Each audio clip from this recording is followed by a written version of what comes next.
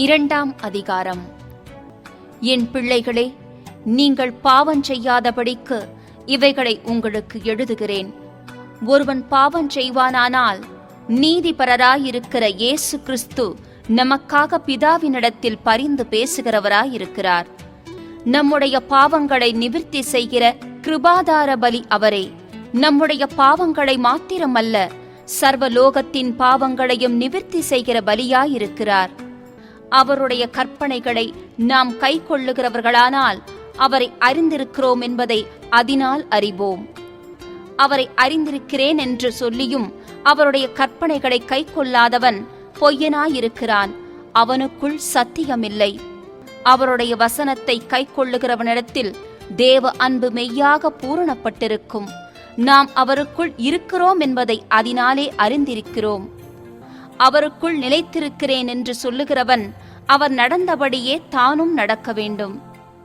சகோதரரே, நான் உங்களுக்கு புதிய கற்பனையை அல்ல, ஆதி முதல் நீங்கள் பெற்றிருக்கிற பழைய கற்பனையையே எழுதுகிறேன். அந்த பழைய கற்பனை நீங்கள் ஆதி முதல் கேட்டிருக்கிற வசனம்தானே. மேலும் நான் புதிய கற்பனையையும் உங்களுக்கு எழுதுகிறேன். இது அவருக்குள்ளும் உங்களுக்குள்ளும் மெய்யாயிருக்கிறது. ஏனென்றால் இருள் நீங்கிப் போகிறது, மெய்யான ஒளி இப்பொழுது பிரகாசிக்கிறது. ஒளியிலே இருக்கிறேன் என்று சொல்லியும் தன் சகோதரனை பகைக்கிறவன் இதுவரைக்கும் இருளிலே இருக்கிறான். தன் சகோதரனிடத்தில் அன்பு கூறுகிறவன் ஒளியிலே நிலை கொண்டிருக்கிறான், அவனிடத்தில் இடரல் ஒன்றுமில்லை. தன் சகோதரனை பகைக்கிறவன் இருளிலே இருந்து இருளிலே நடக்கிறான். இருளானது அவன் கண்களை குருடாக்கினபடியால் தான் போகும் இடம் இன்னதென்று அறியாதிருக்கிறான். பிள்ளைகளே, அவருடைய நாமத்து நிமித்தம் உங்கள் பாவங்கள் மன்னிக்கப்பட்டிருக்கிறதினால் உங்களுக்கு எழுதுகிறேன். பிதாக்களே, ஆதி முதல் இருக்கிறவரை நீங்கள் அறிந்திருக்கிறதினால் உங்களுக்கு எழுதுகிறேன். வாலிபரே, பொல்லாங்கனை நீங்கள் ஜெயித்ததினால் உங்களுக்கு எழுதுகிறேன். பிள்ளைகளே, நீங்கள் பிதாவை அறிந்திருக்கிறதினால் உங்களுக்கு எழுதுகிறேன். பிதாக்களே, ஆதி முதல் இருக்கிறவரை நீங்கள் அறிந்திருக்கிறதினால் உங்களுக்கு எழுதியிருக்கிறேன். வாலிபரே, நீங்கள் பலவான்களாயிருக்கிறதினாலும் தேவ வசனம் உங்களில் நிலைத்திருக்கிறதினாலும் நீங்கள் பொல்லாங்கனை ஜெயித்ததினாலும் உங்களுக்கு எழுதியிருக்கிறேன். உலகத்திலும் உலகத்தில் உள்ளவைகளிலும் அன்பு கூறாதிருங்கள்.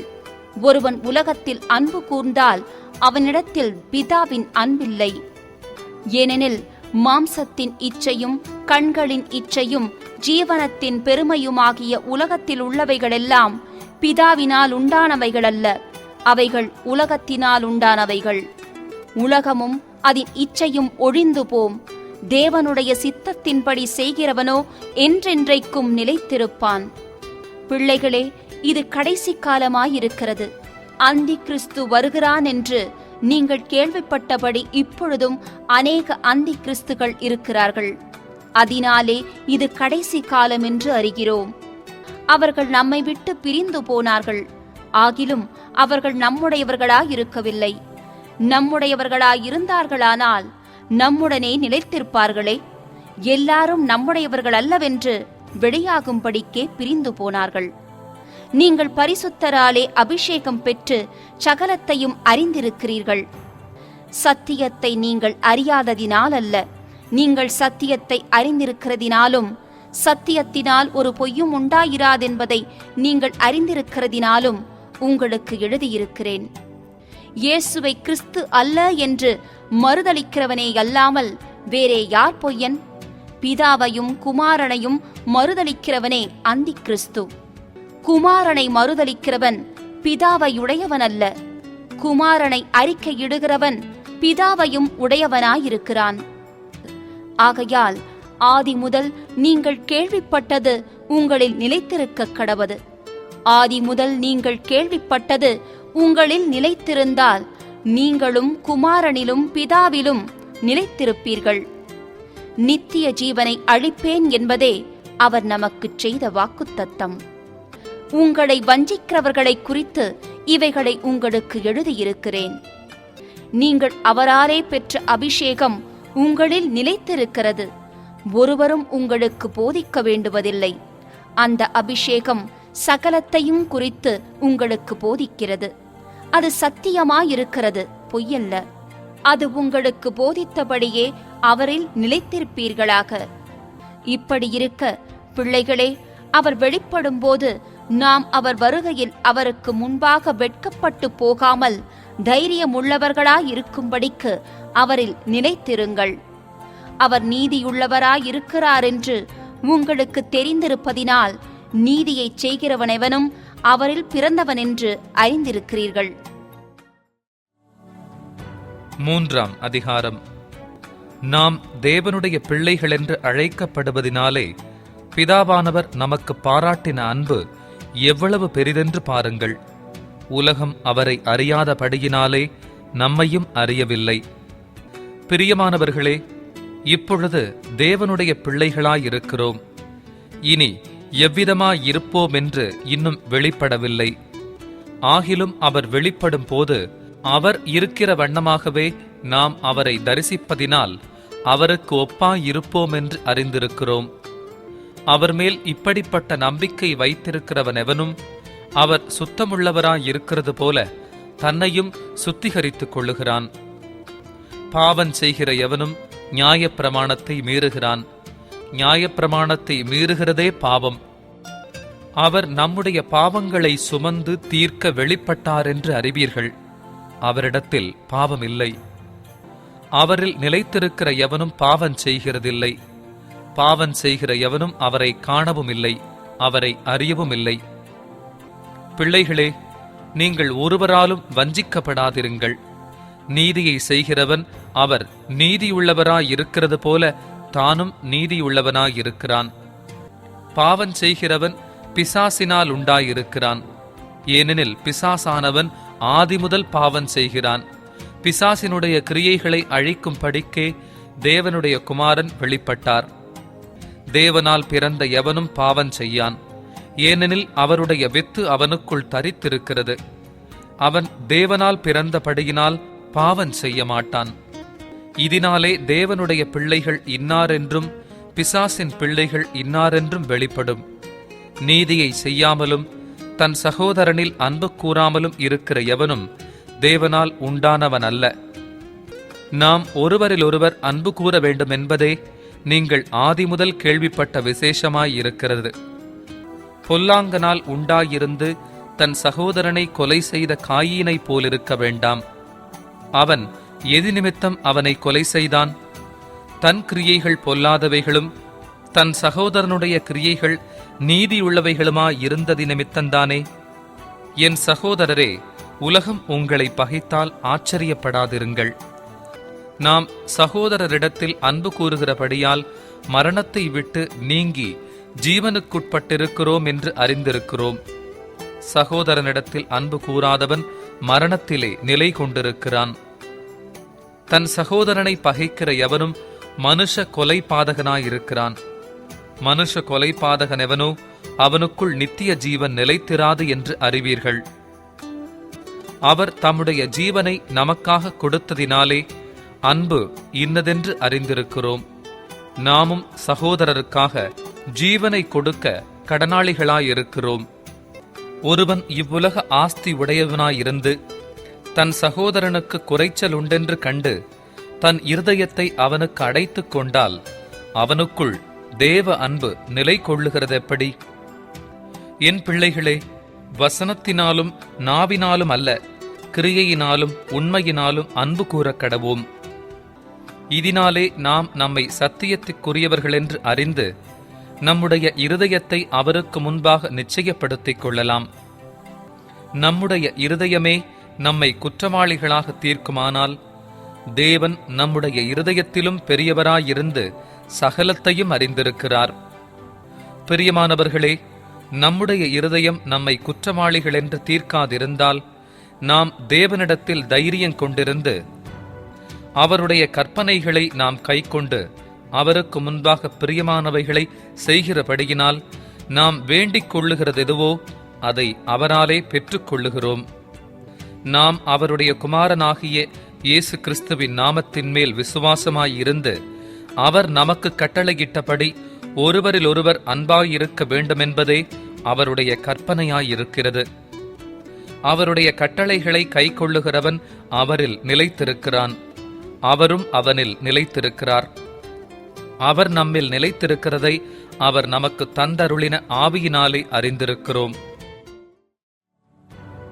4ஆம் அதிகாரம். பிரியமானவர்களே, உலகத்தில் அநேகங் கள்ள தீர்க்கதரிசிகள் தோன்றியிருப்பதினால் நீங்கள் எல்லா ஆவிகளையும் நம்பாமல் அந்த ஆவிகள் தேவனால் உண்டானவைகளோ என்று சோதித்தறியுங்கள்.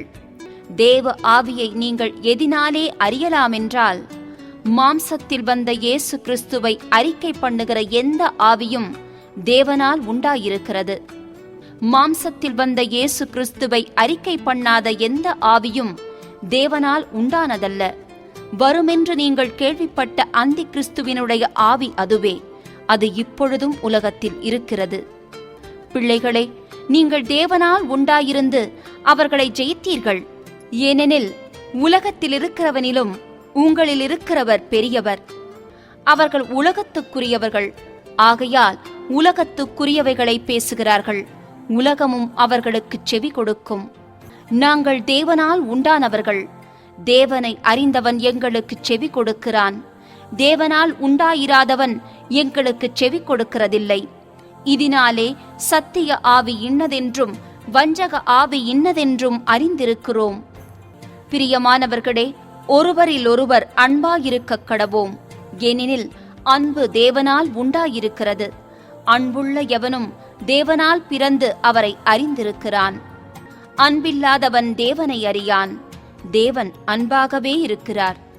தம்முடைய ஒரே பேரான குமாரனாலே நாம் பிழைக்கும்படிக்கு தேவன் அவரை இவ்வுலகத்திலே அனுப்பினதினால் தேவன் நம்மேல் வைத்த அன்பு வெளிப்பட்டது. நாம் தேவனிடத்தில் அன்பு கூர்ந்ததினால் அல்ல, அவர் நம்மிடத்தில் அன்பு கூர்ந்து நம்முடைய பாவங்களை நிவிர்த்தி செய்கிற கிருபாதார வழியாக தம்முடைய குமாரனை அனுப்பினதினாலே அன்பு உண்டாயிருக்கிறது. பிரியமானவர்களே, தேவன் இவ்விதமாய் நம்மிடத்தில் அன்பு கூர்ந்திருக்க நாமும் ஒருவரிடத்தில் ஒருவர் அன்பு கூற கடனாளிகளாயிருக்கிறோம். தேவனை ஒருவரும் ஒருபோதும் கண்டதில்லை. நாம் ஒருவரிடத்தில் ஒருவர் அன்பு கூர்ந்தால் தேவன் நமக்குள் நிலைத்திருக்கிறார். அவருடைய அன்பும் நமக்குள் பூரணப்படும். அவர் தம்முடைய ஆவியில் நமக்கு தந்த அருளினதினாலே நாம் அவரிலும் அவர் நம்மிலும் நிலைத்திருக்கிறதை அறிந்திருக்கிறோம். பிதாவானவர் குமாரனை உலக இரட்சகராக அனுப்பினார் என்று நாங்கள் கண்டு சாட்சியிடுகிறோம். இயேசுவானவர் தேவனுடைய குமாரன் என்று அறிக்கை பண்ணுகிறவன் எவனோ அவனில் தேவன் நிலைத்திருக்கிறார், அவனும் தேவனில் நிலைத்திருக்கிறான். தேவன் நம்மேல் வைத்திருக்கிற அன்பை நாம் அறிந்து விசுவாசித்திருக்கிறோம். தேவன் அன்பாகவே இருக்கிறார். அன்பில் நிலைத்திருக்கிறவன் தேவனில் நிலைத்திருக்கிறான், தேவனும் அவனில் நிலைத்திருக்கிறார். நியாய தீர்ப்பு நாளிலே நமக்கு தைரியம் உண்டாயிருக்கத்தக்கதாக அன்பு நம்மிடத்தில் பூரணப்படுகிறது. ஏனென்றால் அவர் இருக்கிற பிரகாரமாக நாமும் இவ்வுலகத்தில் இருக்கிறோம். அன்பிலே பயமில்லை. பூரண அன்பு பயத்தை புறம்பே தள்ளும். பயமானது வேதனையுள்ளது. பயப்படுகிறவன் அன்பில் பூரணப்பட்டவன் அல்ல. அவர் முந்தி நம்மிடத்தில் அன்பு கூர்ந்தபடியால் நாமும் அவரிடத்தில் அன்பு கூறுகிறோம். தேவனிடத்தில் அன்பு கூறுகிறேன் என்று ஒருவன் சொல்லியும் தன் சகோதரனை பகைத்தால் அவன் பொய்யன். தான் கண்ட சகோதரனிடத்தில் அன்பு கூறாமல் இருக்கிறவன் தான் காணாத தேவனிடத்தில் எப்படி அன்பு கூறுவான்? தேவனிடத்தில் அன்பு கூறுகிறவன் தன் சகோதரனிடத்திலும் அன்பு கூற வேண்டுமென்கிற இந்த கற்பனையை அவராலே பெற்றிருக்கிறோம். 5ஆம் அதிகாரம். இயேசுவானவரே கிறிஸ்து என்று விசுவாசிக்கிற எவனும் தேவனால் பிறந்திருக்கிறான். பிறப்பித்தவரிடத்தில் அன்பு கூறுகிற எவனும் அவரால் பிறப்பிக்கப்பட்டவனிடத்திலும் அன்பு கூறுகிறான். நாம் தேவனிடத்தில் அன்பு கூர்ந்து அவருடைய கற்பனைகளை கைக்கொள்ளும் போது தேவனுடைய பிள்ளைகளிடத்தில் அன்பு கூறுகிறோம் என்று அறிந்து கொள்ளுகிறோம். நாம் தேவனுடைய கற்பனைகளை கைக்கொள்வதே அவரிடத்தில் அன்பு கூறுவதாம். அவருடைய கற்பனைகள் பாரமானவைகளும் அல்ல. தேவனால் பிறப்பதெல்லாம் உலகத்தை ஜெயிக்கும். நம்முடைய விசுவாசமே உலகத்தை ஜெயிக்கிற ஜெயம். இயேசுவானவர் தேவனுடைய குமாரன் என்று விசுவாசிக்கிறவனை அன்றி உலகத்தை ஜெயிக்கிறவன் யார்? இயேசு கிறிஸ்துவாகிய இவரே ஜலத்தினாலும் இரத்தத்தினாலும் வந்தவர். ஜலத்தினாலே மாத்திரமல்ல, ஜலத்தினாலும் இரத்தத்தினாலும் வந்தவர். ஆவியானவர் சத்தியமாகையால் ஆவியானவரே சாட்சி கொடுக்கிறவர். பரலோகத்திலே சாட்சியிடுகிறவர்கள் மூவர், பிதா, வார்த்தை, பரிசுத்த ஆவி என்பவர்களே. இம்மூவரும் ஒன்றாயிருக்கிறார்கள். பூலோகத்திலே சாட்சியிடுகிறவைகள் மூன்று, ஆவி, ஜலம், இரத்தம் என்பவைகளே. இம்மூன்றும் ஒருமைப்பட்டிருக்கிறது. நாம் மனுஷருடைய சாட்சியை ஏற்றுக்கொண்டால் அதை பார்க்கிலும் தேவனுடைய சாட்சி அதிகமாயிருக்கிறது. தேவன் தமது குமாரனை குறித்து கொடுத்த சாட்சி இதுவே. தேவனுடைய குமாரனிடத்தில் விசுவாசமாயிருக்கிறவன் அந்த சாட்சியை தனக்குள்ளே கொண்டிருக்கிறான். தேவனை விசுவாசியாதவனோ தேவன் தம்முடைய குமாரனை குறித்து கொடுத்த சாட்சியை விசுவாசியாததினால் அவரை பொய்யராக்குகிறான். தேவன் நமக்கு நித்திய ஜீவனை தந்திருக்கிறார். அந்த ஜீவன் அவருடைய குமாரனில் இருக்கிறதென்பதே அந்த சாட்சியாம். குமாரனை உடையவன் ஜீவனை உடையவன். தேவனுடைய குமாரன் இல்லாதவன் ஜீவன் இல்லாதவன். உங்களுக்கு நித்திய ஜீவன் உண்டென்று நீங்கள் அறியவும், தேவகுமாரனுடைய நாமத்தின் மேல் நீங்கள் விசுவாசமாயிருக்கவும், தேவகுமாரனுடைய நாமத்தின் மேல் விசுவாசமாயிருக்கிற உங்களுக்கு இவைகளை எழுதியிருக்கிறேன். நாம் எதையாகிலும் அவருடைய சித்தத்தின்படி கேட்டால் அவர் நமக்கு செவி கொடுக்கிறார் என்பதே அவரை பற்றி நாம் கொண்டிருக்கிற தைரியம். நாம் எதை கேட்டாலும் அவர் நமக்கு செவி கொடுக்கிறார் என்று நாம் அறிந்திருந்தோமானால் அவரிடத்தில் நாம் கேட்டவைகளை பெற்றுக்கொண்டோம் என்றும் அறிந்திருக்கிறோம். மரணத்துக்கு ஏதுவல்லாத பாவத்தை தன் சகோதரன் செய்ய ஒருவன் கண்டால் அவன் வேண்டுதல் செய்ய கடவன். அப்பொழுது அவனுக்கு ஜீவனை கொடுப்பார். யாருக்கென்றால் மரணத்துக்கு ஏதுவல்லாத பாவத்தை செய்தவர்களுக்கே. மரணத்துக்கு ஏதுவான பாவம் உண்டு, அதை குறித்து வேண்டுதல் செய்ய நான் சொல்லேன். அநீதியெல்லாம் பாவந்தான், என்றாலும் மரணத்துக்கு ஏதுவல்லாத பாவமும் உண்டு. தேவனால் பிறந்த எவனும் பாவம் செய்யானென்று அறிந்திருக்கிறோம். தேவனால் பிறந்தவன் தன்னை காக்கிறான், பொல்லாங்கன் அவனை தொடான். நாம் தேவனால் உண்டாயிருக்கிறோம் என்றும் உலகம் முழுவதும் பொல்லாங்கனுக்குள் கிடக்கிறதென்றும் அறிந்திருக்கிறோம். அன்றியும் நாம் சத்தியமுள்ளவரை அறிந்து கொள்வதற்கு தேவனுடைய குமாரன் வந்து நமக்கு புத்தியை தந்திருக்கிறாரென்றும் அறிவோம். அவருடைய குமாரனாகிய இயேசு கிறிஸ்து என்னப்பட்ட சத்தியமுள்ளவருக்குள்ளும் இருக்கிறோம். இவரே மெய்யான தேவனும் நித்திய ஜீவனுமாயிருக்கிறார். பிள்ளைகளே, நீங்கள் விக்கிரகங்களுக்கு விலகி உங்களை காத்துக் கொள்வீர்களாக. ஆமென்.